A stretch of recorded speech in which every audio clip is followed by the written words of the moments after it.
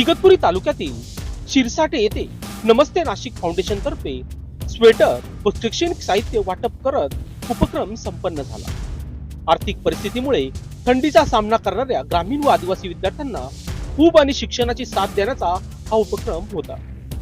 यावेळी रस्ते सुरक्षा आणि पर्यावरण संवर्धन या विषयावर चित्रकला स्पर्धा घेण्यात आली व विजेत्यांना बक्षिसे देण्यात आली।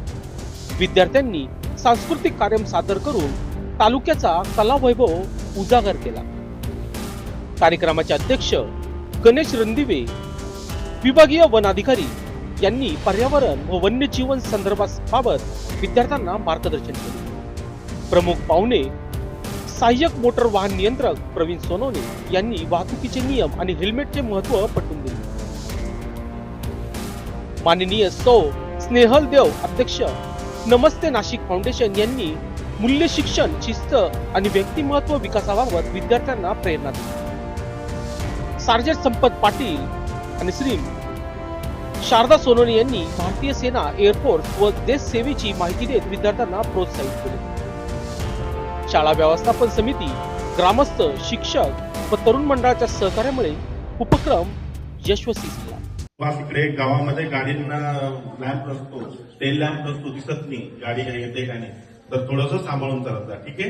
हे छोटे छोटे नियम आहेत, मी गावकऱ्यांसाठी सांगेन, तुम्ही सुद्धा रस्त्याचे नियम पाळा, आपल्या गावामध्ये हेल्मेट वापरायला लावा आणि त्याच्यानंतर गावामध्ये जे जोर जोरात चालतात समजा मोटरबाईकवाले, त्यांना शाळेजवळ वगैरे स्पीड ब्रेकर वगैरे लावून त्यांना शिस्त लावा। आणि हे खूप महत्वाचं आहे, लहान लहान मुलं असतात शाळेत, कोणी वाहन गाडी सगळ्यांना समजायला लागले, म्हणजे विद्यार्थ्यांना, तुम्हाला पण सगळ्यांना माहिती ना, आपल्याला डॉक्टर व्हायचंय, वकील व्हायचंय, फॉरेस्ट मध्ये कुणाला जायचंय का?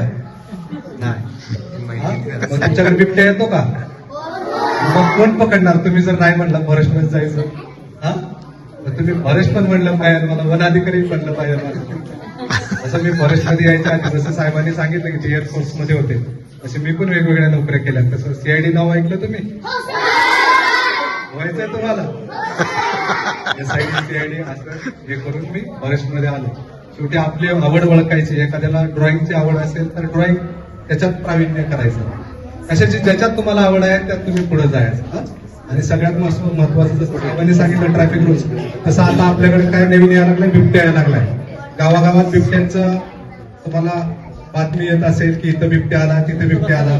मग आपण काय केलं पाहिजे, लहान मुलांनी एकत्र ज्यावेळेस तुमची शाळा वगैरे सुटती, एकत्र तुम्ही घरी गेला पाहिजे, एकत्र तुम्ही आला पाहिजे, जाताना आरडाओरडा करत गेला पाहिजे। ज्या ठिकाणी बिबट्या आहे त्या भागात, ज्या ठिकाणी बिबट्या, आपल्याकडून आम्हा सर्व विद्यार्थ्यांना खूप छान मदत मिळाली। आम्ही तुमचे हे मोलाचे कार्य कधीच विसरणार नाही। तुम्हा सर्वांचे खूप खूप धन्यवाद। खूप छान कार्यक्रम घेतला। आम्ही सर्व बालक थंडीत कुडकुडतो याची जाणीव ठेवून आपण एक महत्वाची सामाजिक जबाबदारी पार पाडली।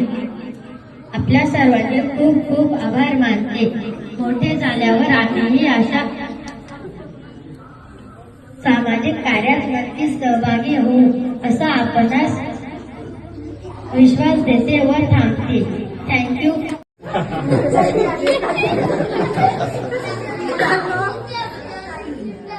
आपल्याला आपल्या आयुष्यात काही शिस्तीच्या पण गोष्टी असतात। आज तुम्ही लहान आहात, तुम्ही उद्या मोठे व्हाल। ट्रॅफिकचे पण काही नियम असतात, ते नियम तुम्हाला लहान वयातच लवकर कळावे यासाठी आपल्याकरता इथे सर आले आहेत आणि ते आपल्याला सांगणार आहेत की तुम्ही मोठं झाल्यावरती गाडी जेव्हा चालवाल तेव्हा ट्रॅफिकचे काय नियम असतात, कसं वागायचं, म्हणजे थोडक्यात तुम्हाला शिस्त कशी असते हे सांगायला पण आज आम्ही येथे आलो आहोत। आमची संस्था नमस्ते नाशिक फाउंडेशन नाशिक ही नेहमी जिथे कमी तिथे आम्ही या तत्वावर चालते आणि ज्या ठिकाणी ज्या लोकांना खरी गरज असेल त्यांच्यापर्यंत पोहोचण्याचं काम आमची संस्था करत असते। आज बऱ्याच महिन्यापूर्वी आमच्याकडे तुमच्या शाळेतल्या मुलांकरता एन्क्वायरी आली होती की आमच्या मुलांसाठी काही करता आलं तर करा म्हणून, आणि आम्ही सर्व चेक केल्यानंतर आम्हाला खरंच लक्षात आलं की तुम्हा मुलांना खरंच आज हिवाळ्यात स्वेटरची गरज आहे, म्हणून आज आम्ही तुम्हाला इथे स्वेटर देण्याकरता आलो आहोत। बरोबर हो ना? आवाज नाही आला हो का? क्या बात आहे, हवाय स्वेटर सगळे बरोबर। आपलं भविष्य हे लोकशास्त्र न्यूजसाठी बंटी आडाव इगतपुरी.